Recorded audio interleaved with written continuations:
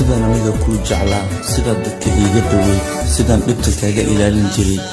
Ma waxaad mooday inta nolosheeda ka harsan inaan sidaas kuu daba jiri doono? Shalay waan ku jeclaa laakiin naxariis ayaad lahayd. Markii aad ogaatay inaan kaa maarmayn ayaad weji cusub la soo baxday.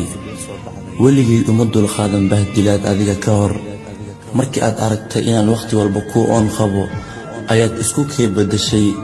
ma ogtahay dheefta kaliya aan adiga kaa heli jiray inay ahayd jacaylkaaga?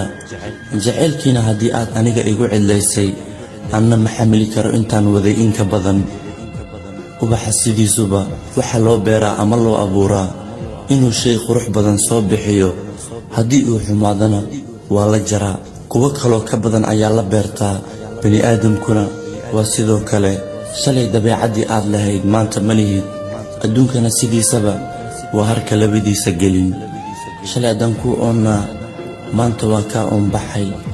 dadka aan damiirka lahayn markii la jeclaado ayay ismoodaan inay dadka ayaga ka soo hareen. balse jacaylku waa magac nadiifan oo ku soo hoos gamban magaca jacaylka. haddii aad jacayl wax ka garanayso, shalay kuma cayaari lahayn. aniga kuleelka wax iga keenaya waxay tahay jabkaad ii geysatay oo aan weli ilaabin ayaad haddana igu soo noqotay. ma waxaad doonaysaa nafta inaad iga saarto ilan dan iyo xaajo toona iyo malihide? mise waxaad doonaysaa inaan maalin walba kuu calaacalo sidaad calaacalkayga ugu raaxaysataan? anna jabkaaga maanta daawo ii ah. waxaanba ilaabi rabaa xanuunka aad ii geysatay, waayo sidaad maanta tahay shalay aniga ahaa.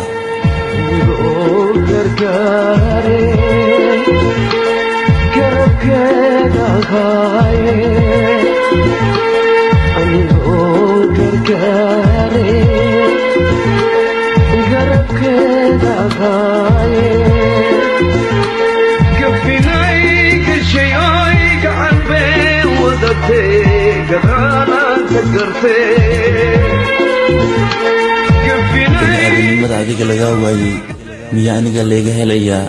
dabcan aniga hadda kuma necbi, kumana jecli, balse adduunka ani iguma eka.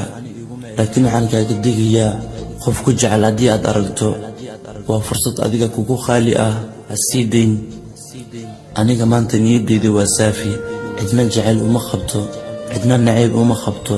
qasabna maan jacaylka, waayo adigaan kugu heli lahaa shalay markaan ku jeclaa. hadduu jacaylka qasab ahaan lahaa waan ku xasuusnaan doonaa, laakiin kuuma xiisi doono.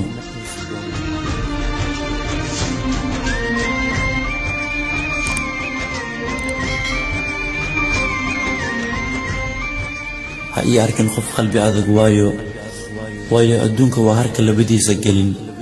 jacaylkan ani hore kuugu qaaday, qof kale inay kuu qaadi doonto uma malaynayo.